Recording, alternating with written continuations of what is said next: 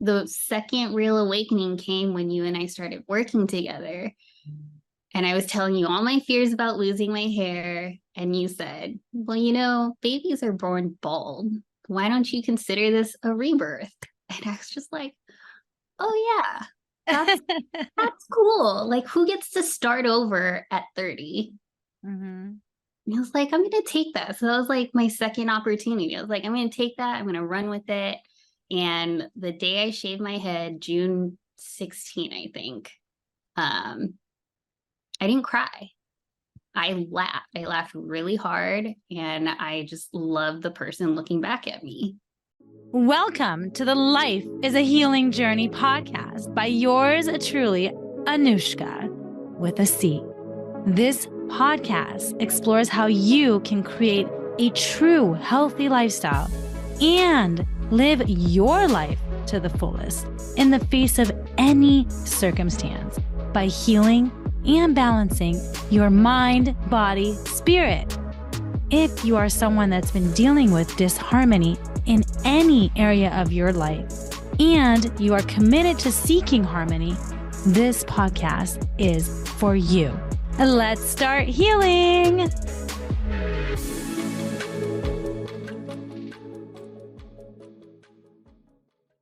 On today's podcast, we have Kristian Bayan, who is a breast cancer survivor and a fellow thriver in her early 30s. She was diagnosed with stage 1 breast cancer at 30 years old, at the young age of 30, and experienced her whole rebirth as she went through her surgery, chemo treatments, and all the things while we worked together, actually. So yes, she's also a former client of mine who's now become a really great friend, and we are collaborating together as of several months ago at this point, right? We've had I think 4 or 5. And a monthly high vibe support tribe, which is a Zoom every Thursday evening, 5 p.m. Pacific Standard Time. First Thursday. First Thursday. Is that, I didn't say that? Yes. Thank you. First Thursday of every month. And it's for anyone that's either a cancer survivor or thriver that's recently been diagnosed, any caregivers, or anyone really that's in the cancer journey, wherever they may be, to just really provide a safe place for people to come together and create high vibes. Also, Kristian, the amazing woman she is also one of the founders of Pink Strength, which is a local nonprofit here in local San Diego, and it's dedicated to helping and supporting others, empowering others that are recently diagnosed with breast cancer and actually other cancers now too, right? Aren't you guys going into that to really redefine their life with cancer? And please share more. So please introduce yourself if I missed anything and share anything else that I missed. I think you touched on all the high points. I'm just happy to be here, and thank you for having me. So excited to have you. Absolutely. So now this is what I always ask the guests. What was that one incident that just woke you up from the autopilot life? So I think there were 2, but one was kind of I kind of woke up, and then the second one was I woke up. But the first time when I really started to get off of autopilot was when they told me, obviously when I had cancer, but a little bit after that, when they told me it would be a 6-week recovery. And me before cancer was a workaholic. And I mean that genuinely. I always thought workaholic was just a funny word to describe someone who works a lot. But I looked it up, and it's genuinely someone who's just addicted to work just as much as someone could be addicted to drugs or alcohol. And that was me. I could never stop working. And that was my autopilot, was to always be busy, always be working on something, whether it was my job or side hustles or whatever it may be. That was my autopilot life. And then I started to wake up when they told me I had 6 months of recovery, because I knew I didn't just get diagnosed because I was a bad person, which is often like what people think is like, oh, why me? I must have done something bad in my life and the universe is punishing me. Like karma or something, right? Exactly. My initial thought was like, I'm supposed to learn something here. And as much as it sucks, like I am supposed to learn something. So when they told me I had 6 weeks recovery, I was just like, okay, I'm not going to take those 6 weeks for granted. And I'm actually going to do some real soul searching to see what it is that I'm supposed to discover. Now, fast forward 4 weeks into recovery, I had 2 weeks left and I felt like nothing was going to change. And I was actually getting anxious because I was like, shoot, I'm supposed to go back to work in a couple weeks. And I just feel like if I go back to work, I'm just going to do the same things. Like, I'm just going to keep working. Like, who cares? And the universe must have heard me because my oncologist calls somewhere in that 4th week and she goes, hey, so we're going to recommend chemo, which is another 4 to 6 months of recovery. And so my time got extended. And that's kind of where the second like real awakening came from was I got told I had to do chemo. I was going to lose my hair and I was devastated. And that's right around the time you and I met. Mm. And I think, yeah, I was like genuinely like depressed when we first talked. You were really, what I remember is you were really scared of the unknown. Yeah. Like, you were very much like, oh shit mode. Like, I don't know what's about to happen. Like, there was definitely, I could feel a lot of fear. I remember. And I remember now, like, you got this. We got this. Yeah. I do remember that very first call. Yeah. It's like surgery. I knew I could get through surgery. I was just like, okay, like it's a procedure. I'll be done. They know what they're doing, right? They're the experts. I'll recover. But with chemo, it was like I was going to feel terrible. I was going to lose all my hair, which to me meant losing my whole identity because that's how people actually identified me. They would see me in the office and they'd be like, oh, Kristian's the one with the long hair and the glasses. And, you know, my hair just became like part of who I was. So it was like devastating to know I was going to lose my hair. And I wasn't sure if I could wake up in the morning and love the person looking back at me. And, you know, like going through all this, it's so important to be able to love yourself. Oh my gosh, it's everything. Exactly. And so the second real awakening came when you and I started working together. And I was telling you all my fears about losing my hair. And you said, well, you know, babies are born bald. Why don't you consider this a rebirth? And I was just like, oh, yeah, that's cool. Like, who gets to start over at 30? And I was like, I'm going to take that. So that was like my second opportunity. I was like, I'm going to take that. I'm going to run with it. And the day I shaved my head, June 16, I think, I didn't cry. I laughed. I laughed really hard. And I just loved the person looking back at me. Yeah. So I think those are the couple moments of getting off autopilot. Yeah, it's huge because it's like it could be so many different things, right? Because I feel like mine definitely were several within like a span of 6 months where it was just like, oh my gosh, yes, okay, there's a tumor. Oh, okay, yes, it's stage 3. Oh no, by the way, no, it's stage 4. Oh yeah, you should get your embryo, right? Like all the things, and you're like, yeah, my hair is like I have half the hair was gone, right? So, and then you begin to embrace it. So when you start embracing, right, life is a healing journey, because that's the autopilot, waking up multiple times, one healing after another. How do you see that your mindset shifted from like that workaholic to that's like all the way to where you're like, ooh, let's create a foundation. Pink strength, right? Yeah, it shifted a lot from obviously that fear mode. But I think the one thing I really learned, and I still, you know, you have to actively practice the things you learn, is I found balance, right? So my brain before all this was just like, I got to keep working. It's 5 a.m. Okay. Like I got to work out. I got to do this. I got to walk the dog, XYZ, work, go home, Do. this stuff, make dinner, go to bed on time, which I never did, and then start over the next day and do it. Like that was my brain. I couldn't sit still. I couldn't even meditate for like 2 minutes. I'd put on a meditation and then be like, screw this, and turn it off. I laugh because I remember those conversations.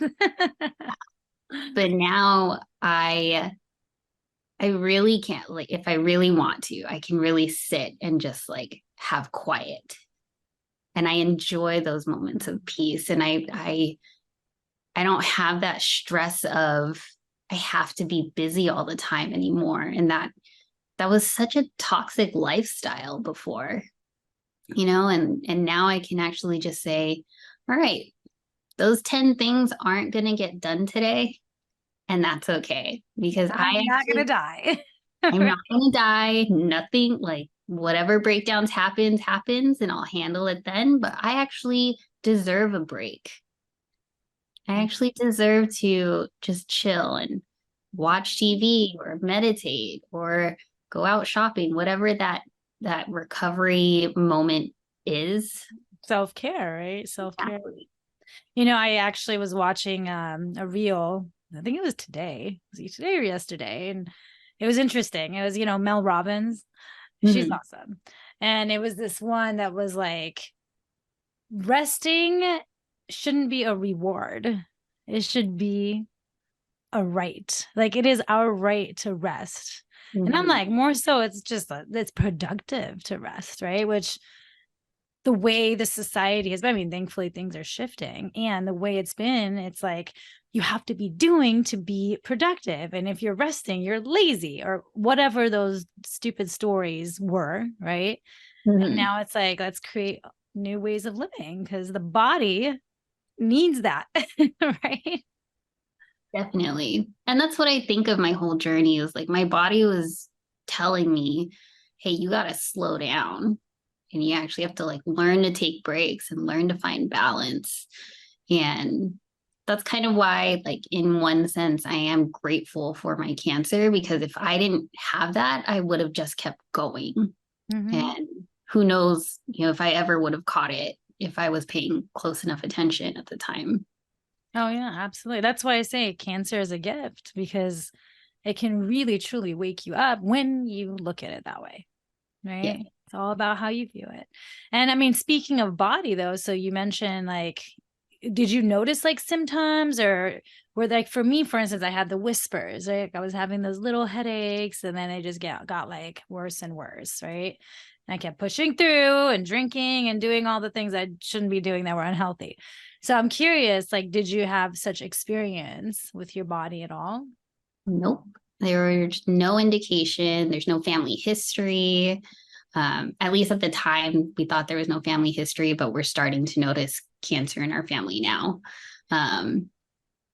No, there was no reason for me to think I had cancer or any of that. Yeah. And, just to add to that, so it's interesting because like a lot of people are like, yes, there's cancer in our family. And, every single person creates cancer cells, every single person.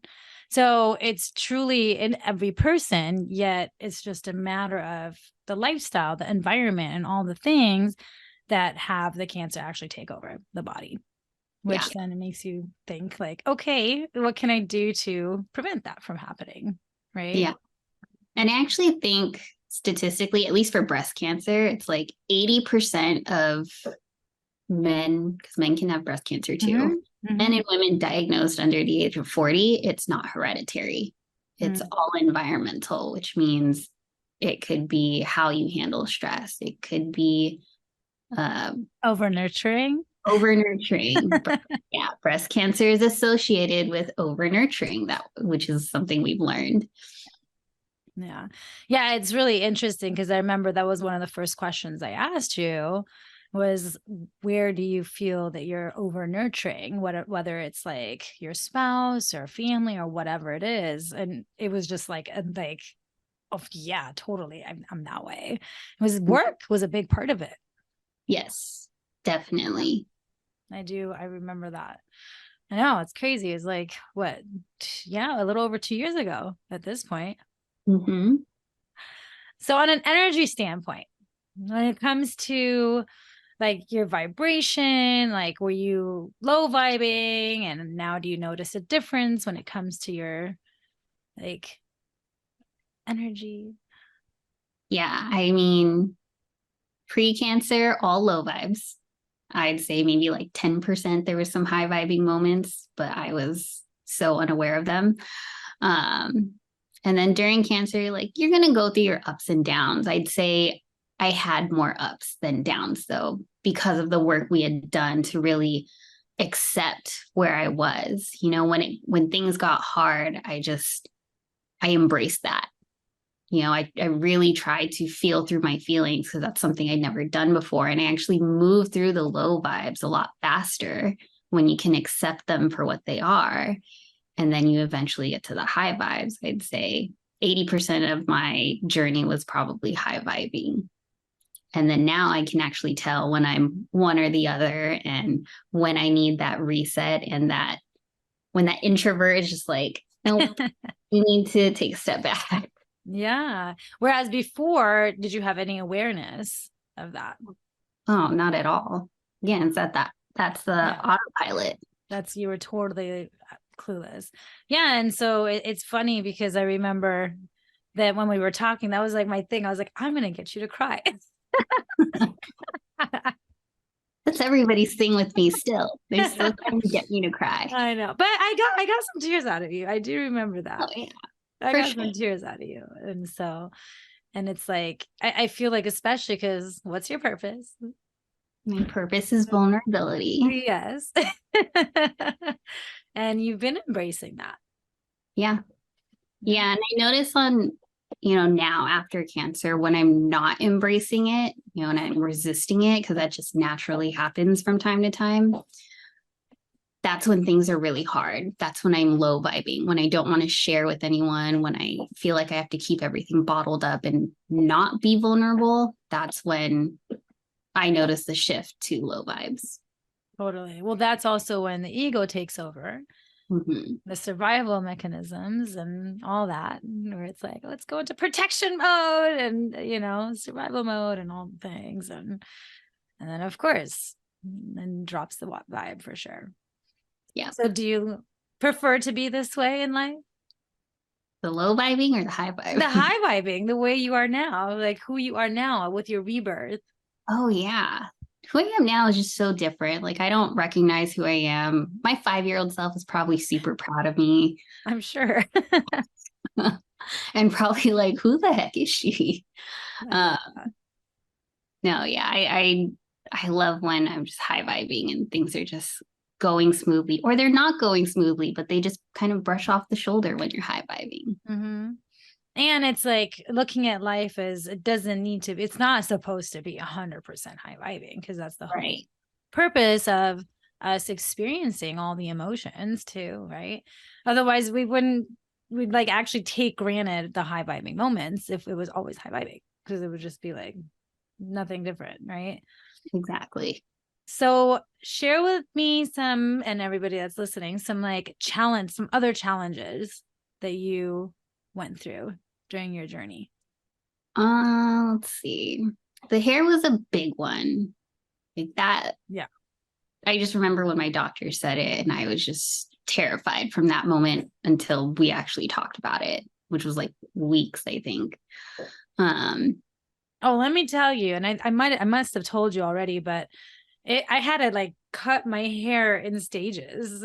I think I told you already. Yeah, you told me that. And because I was like halfway bald. So I first got this haircut where it was like a comb over, a straight comb over, until I finally was like, oh, we have emotions in our hair. Okay, let's go. So that was a big part of it. But everybody's journey looks different when it comes to hair. Yeah. So what else? What are some other challenges? There were some physical things during chemo that was, or even the surgery was hard. Just the way. So some people get expanders before they get implants. assuming they go the route of having a mastectomy. And that was really painful. Share about that too, because I know you did the double mastectomy and it wasn't necessarily, it was like more of like your choice, right? Dramatic.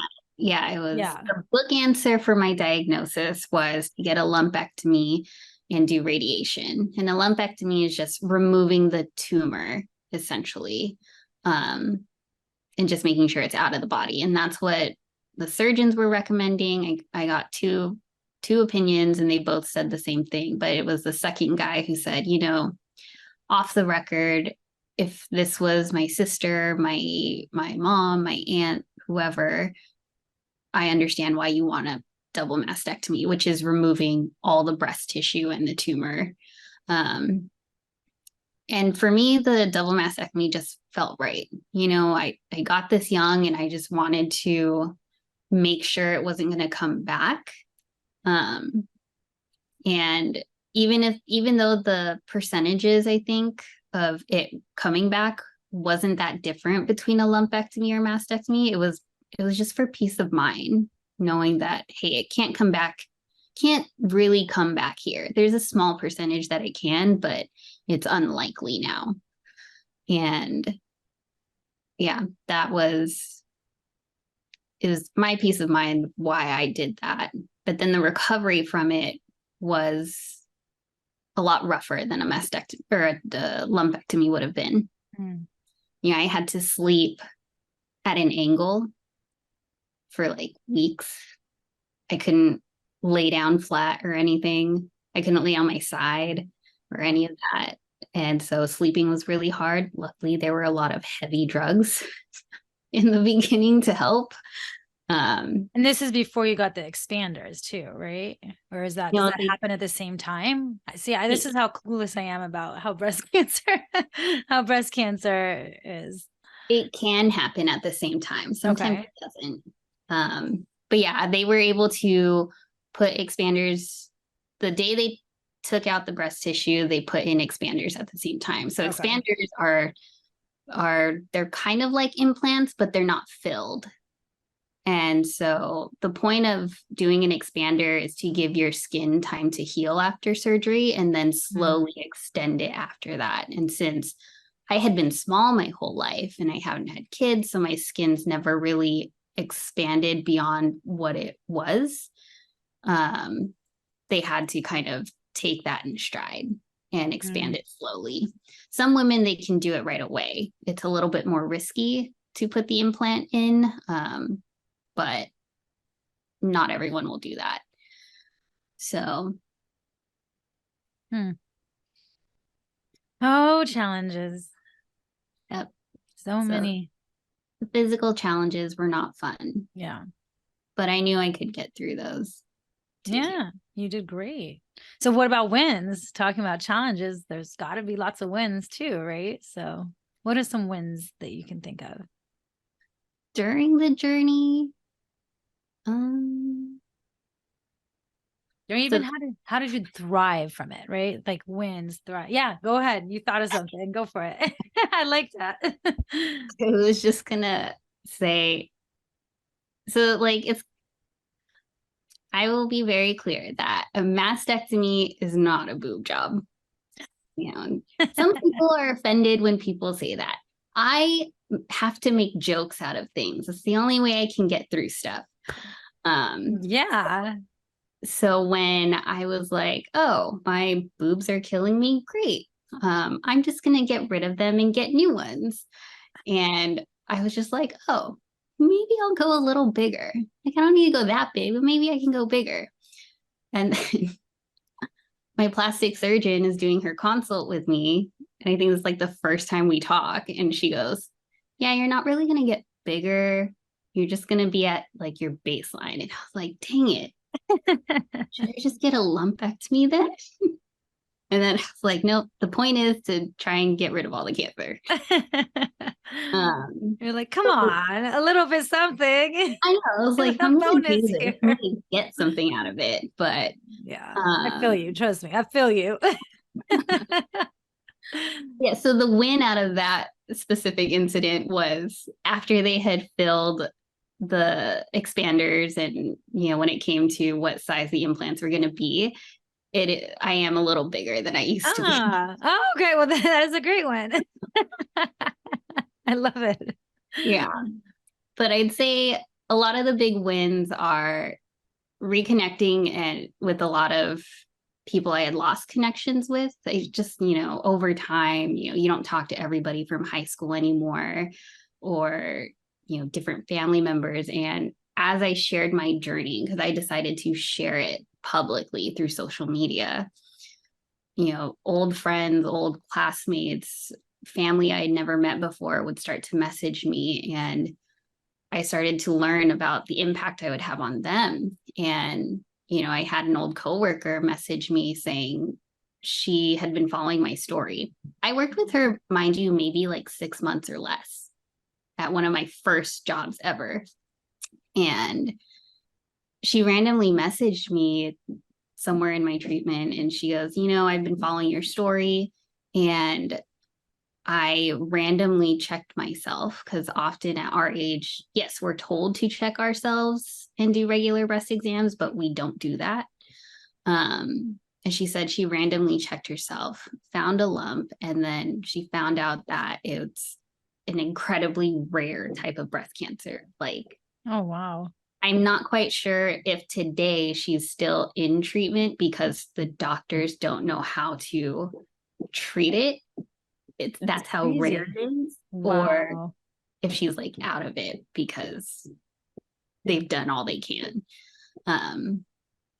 So yeah, she messaged me, and I'd say messages like that where people would start to reach out to me because they found me on YouTube or they found me on social media and they just saw I was sharing. Those are the wins, because when I was diagnosed and looking for that kind of support or just someone to bounce ideas off of and ask questions, there was no one in my age group. It was really hard to find. And then when I did find them, they just seemed so far away. Like, oh, they're part of that organization, and such a corporate organization that I'm not even sure I can relate with them. Right. And so to be able to share my story and connect with different women one-on-one was probably a big highlight for me. That's huge. And like you, I remember I went to one support group and then I said never again. And that's when I came up with the idea of high vibe support tribe, because it literally like lowered my vibe going there. I was by far the youngest person. Like, I was 36 and everybody else was like at least 10 years, if not more, older than me. So, I mean, it was like very much, and that's one thing with glioblastoma. They say usually people in older ages get it. Now, I've heard of kids even, right? Like, I mean, even any cancer, I mean, at any point in life, right? Mm-hmm. It's like almost like there's no age discrimination in a sense when it comes to cancer. So, well, do you feel that you have embraced life as a healing journey? I have. Yeah, I definitely have. And I have to remind myself when I'm frustrated and the ego takes over that life is a healing journey and there's just something unhealed in that moment. And that's for me to discover and learn in that moment. But yeah, I definitely embraced life is always going to be a healing journey. It's never going to be oh, I healed that and I'm done. There's always something more to uncover. Yeah, something deeper underlying. I even just the last couple of weeks I've been noticing, I'm like, ooh, I didn't even know this wound was still there.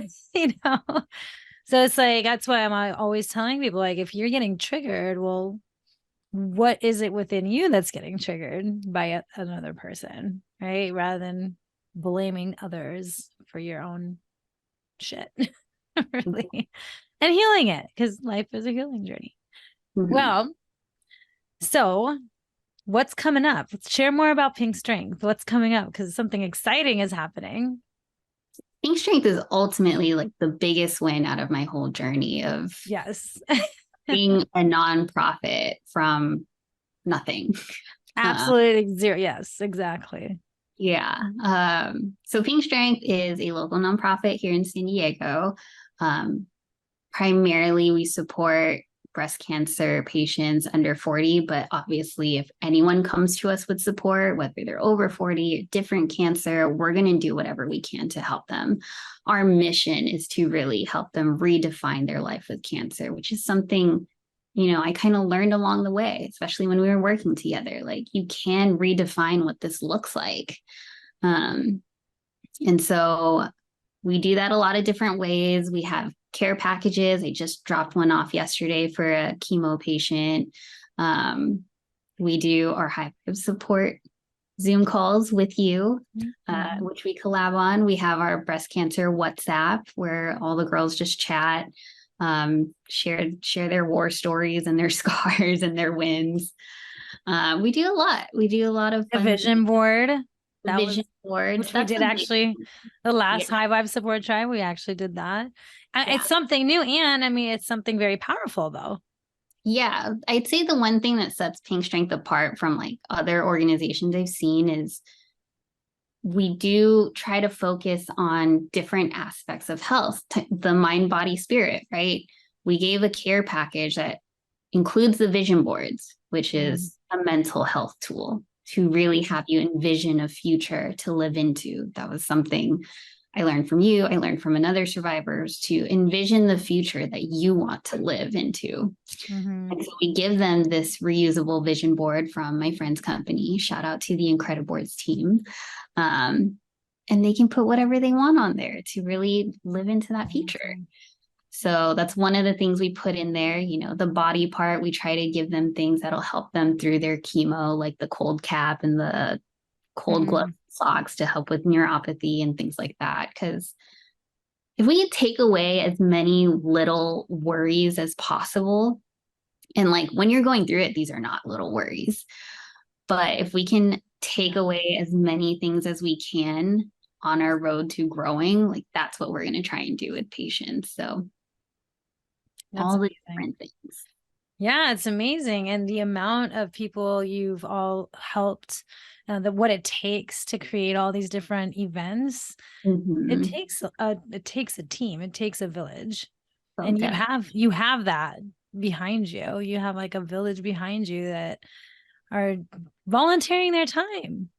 Yes, I'd say our volunteers, the team is just, they're so amazing. And honestly, most of them have not experienced cancer. Maybe they're caregivers or they're 1 degree away from someone who had cancer, but just the amount of love and support we get from the community that's not part of the cancer world is amazing. And we do put on a lot of events so that we can like all meet and all educate around cancer under 40 and just connect, because again, that was something I couldn't find.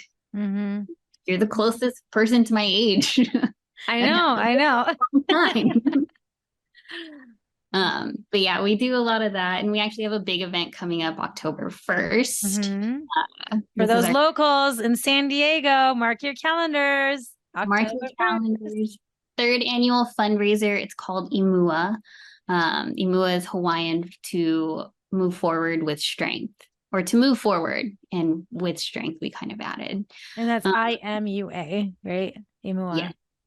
Yes. So mark your calendars. It'll be a fun family event. Bring your kids, bring your dog. We're just going to meet and honor cancer survivors, people who have been impacted by it, and just have a good time. It's just a good time to get together and just connect. Yes. And how can people find you and Pink Strength? So people can find me on Instagram. It's Kristian Grace B is my handle, and that's Kristian with a K, not a CH. And for Pink Strength, you can also find us on Instagram at pinkstrength.sd for San Diego. And you can check out our website at pinkstrength.org.